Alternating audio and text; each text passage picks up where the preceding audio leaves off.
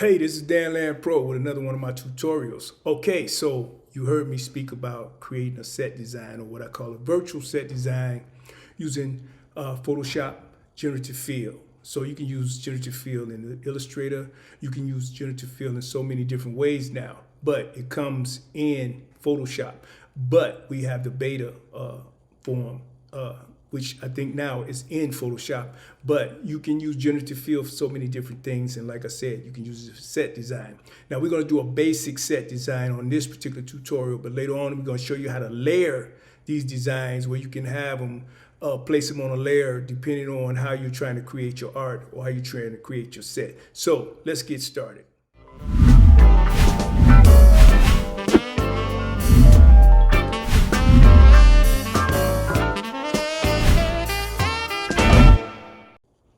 Okay, so here we are in Photoshop Beta. Now, I'm expecting most people to know about Photoshop in some type of way, especially if you're trying to deal with generative fill. So you have to have some knowledge of Photoshop to follow along in this tutorial.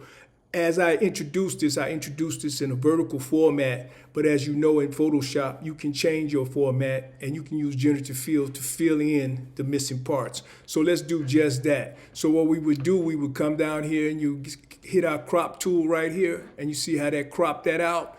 Now up here where you see ratio, you can normally change that. So if I want to change that to back to vertical, or I could change that to landscape. So we're in landscape, and what I want to do is I don't just want the on air. So I'm going to grab this tool, this crop tool right here, and then I'm going to move this over here.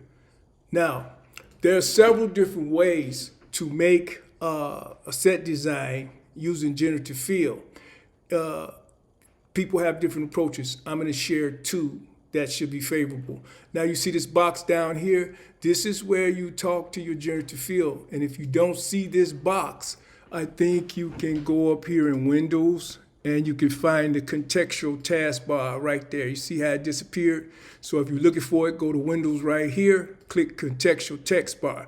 You can't do generative fill without that contextual text bar. So now that we have this crop size in the landscape size that I want, what I'm going to do is I'm just going to tell this to fill it in. A lot of people suggest that you do some selections as far as selecting or overlapping the areas that you want to do, but we're going to cover that in our next tutorial because we're going to do what you call block selections in order to build up that set. So we would do block selections. We would overlap that block in little pieces to make sure that it don't add any people or anything. Now you see how that pretty much filled that in? So that pretty much filled that in. But now you see I have my couch and my microphone that I made earlier in our introduction piece. So now what I want to do is I want to add a window to my set design. So what I'm going to do is go get my selection tool and I'm going to put it right here.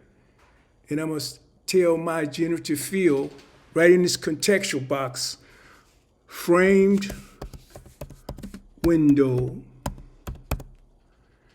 and then we're going to hit generate.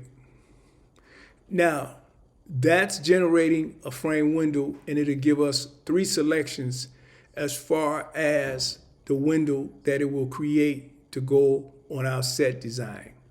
Now you see I got my frame window. So now I can come in here, let's go over here, and I can pick which window I'm most satisfied with.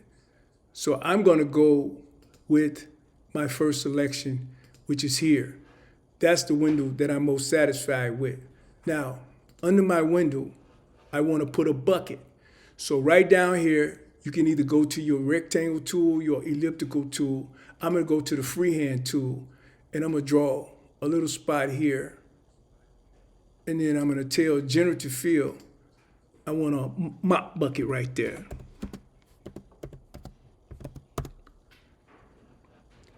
And now I'm going to hit generate.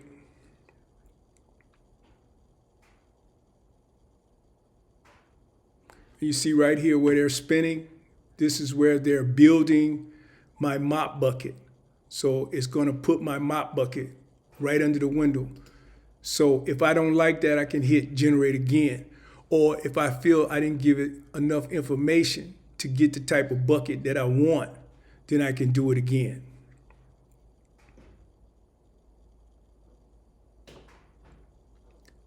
So now you see it gave me different selections. So I don't like those particular selections. So what I'm going to do is I'm going to go, instead of me doing all of that erasing and stuff, I'm just going to undo that selection.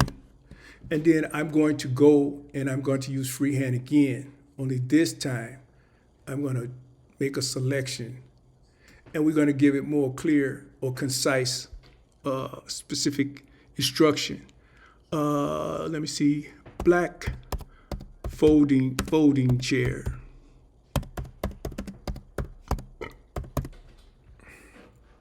And then I'm going to hit generate and see what type of chairs it gives us.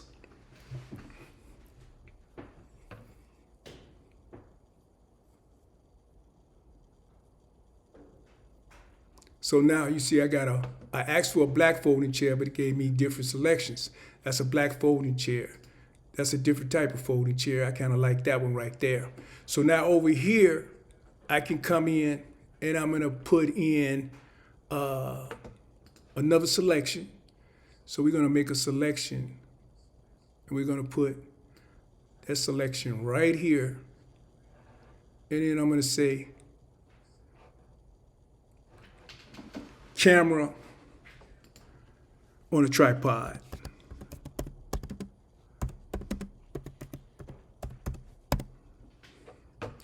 And I say generate. So as you see, whatever I tell it to do, it'll give me selections. I can keep generating and generating until I'm satisfied. I could play around with these selections. I can add light to these selections. You can do any set design the way that you want to do it. So now I got a camera on that particular background or setting. So now I want to add one more thing.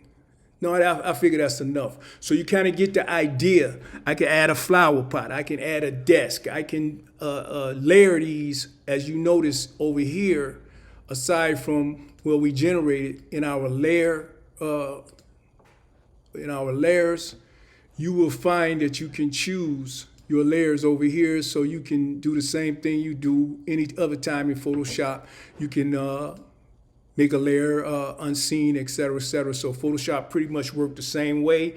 But as you see, I could build a stage set. I could take that on air out and I can make this, I could add some staging and I can have a green screen a person on that stage. And we can do so many different things in order to use generative fill. And this is AI. So these are the things that you can do now with AI, and you can adjust them and you can play around with them. So just use your creative flow or your artistic ability, because the tool is here. So like I always tell people, don't be afraid of AI. It's a pretty helpful tool. Just put it to work and put it to work in a positive way and you'll be okay.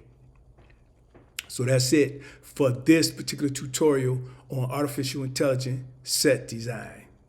Okay, so there you have it. That's pretty much it. Generative fill, Photoshop beta. So as you see, it's in Photoshop as well. So either way, beta, Photoshop. Once they, beta is usually once they put it into the actual program, then it's available. So by now it should be either in Photoshop or coming to Photoshop. But Photoshop beta is what we're doing the tutorial on, so you can see how generative fill actually work when building set designs. Hey, my name is Dan Land Pro, Steppers Express, YouTube.com. Hit that subscribe and that like button. Till next time, peace.